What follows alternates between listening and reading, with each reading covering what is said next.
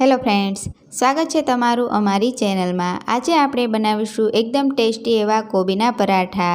બધાના ઘરે આલુ પરાઠા કે સાદા પરાઠા તો બનતા જ હોય છે। તે ખાઈને કંટાળી ગયા હશો તો નવા જ આ રીતે કોબીના પરાઠા તમે તમારા ઘરે ટ્રાય કરજો। તો ચાલો આ રીતે પરાઠા બનાવવાનું શરૂ કરીએ।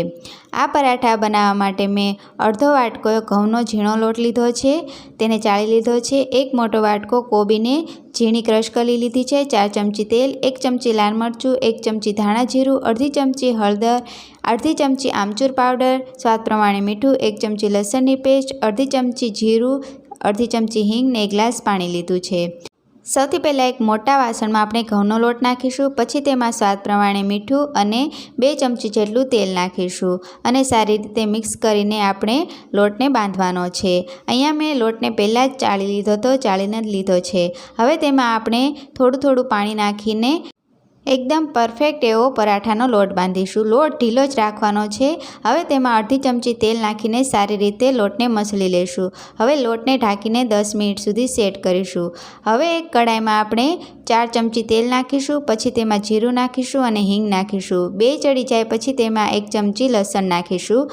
લસણ નાખીને સારી રીતે મિક્સ કરી ચડવા દઈશું। પછી તેમાં આપણે ક્રશ કરેલી કોબી નાખીશું। કોબીને ક્રશ કરીને મેં બધું જ પાણી નિતારી લીધું છે। સારી રીતે તેને મિક્સ કરી લઈશું।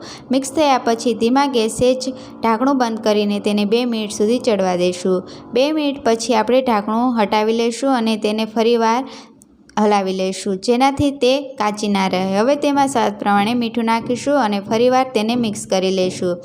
ફરીવાર ઢાંકણું બંધ કરીને 3 મિનિટ સુધી ધીમા ગેસે ચડવા દઈશું। 3 મિનિટ થઈ ગઈ છે। અહીંયા આપણી કોબી એકદમ ચડી ગઈ છે, તમે જોઈ શકો છો। હવે તેમાં આપણે અડધી ચમચી હળદર, 1 ચમચી ધાણા જીરું અને 1 ચમચી લાલ મરચું અને 1 ચમચી જેટલો આમચૂર પાવડર નાખીશું અને બધા જ મસાલા કોબીની અંદર સારી રીતે મિક્સ કરી દઈશું। અહીંયા બધા જ મસાલા કોબીની અંદર મિક્સ થઈ ગયા છે। હવે આપણે ગેસને બંધ કરી દઈશું। મસાલા સારી રીતે ચડી ગયા છે, તેને અડધી મિનિટ સુધી મેં ચડવા દીધા છે। હવે તેને એક વાટકામાં કાઢી ઠરવા દઈશું। અહીંયા આપણો લોટ પણ એકદમ સેટ થઈ ગયો છે। આ રીતે ઢીલો એકદમ પરાઠાનો લોટ હોવો જોઈએ।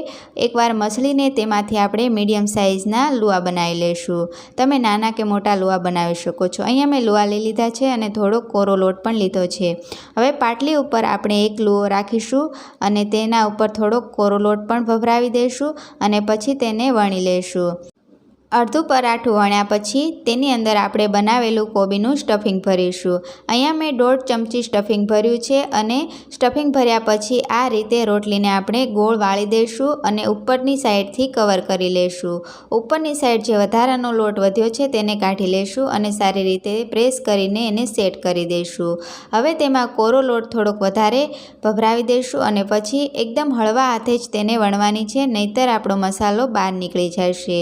અહીંયા મેં પરાઠું વણી લીધું છે। આ રીતે બીજા પરાઠા પણ બનાવી લઈશું।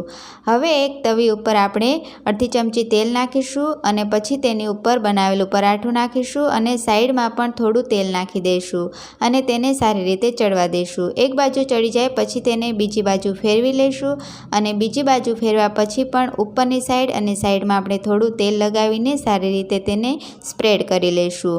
અહીંયા બંને બાજુ તેલ લગાવ્યા પછી બંને બાજુથી પરાઠાને આપણે સારી રીતે શેકવાનો છે। બીજી બાજુ પણ થોડું તેલ નાખીને તેને સ્પ્રેડ કરી લઈશું અને બે બાજુથી ગોલ્ડન બ્રાઉન કલર થઈ જાય અને ઉપરનું લેયર ક્રિસ્પી થઈ જાય ત્યાં સુધી આપણે પરાઠાને શેકવાનું છે। અહીંયા આપણું પરાઠું શેકાઈ ગયું છે, તેને એક પ્લેટમાં કાઢી લઈશું અને આ રીતે જ બીજા પરાઠા શેકી લઈશું। પરાઠા શેકતી વખતે આપણે ગેસને ધીમો જ રાખવાનો છે। અહીંયા મેં આ રીતે બીજા પરાઠા પણ શેકી લીધા છે અને પરાઠાને મેં દહીં સાથે સર્વ કર્યા છે। આ પરાઠા દહીં સાથે બહુ જ સારા લાગે છે। તમે પણ તમારા ઘરે આ રીતે તેને જરૂરથી બનાવજો અને અમને કમેન્ટમાં કહેજો કે તમને અમારી આ રેસીપી કેવી લાગી।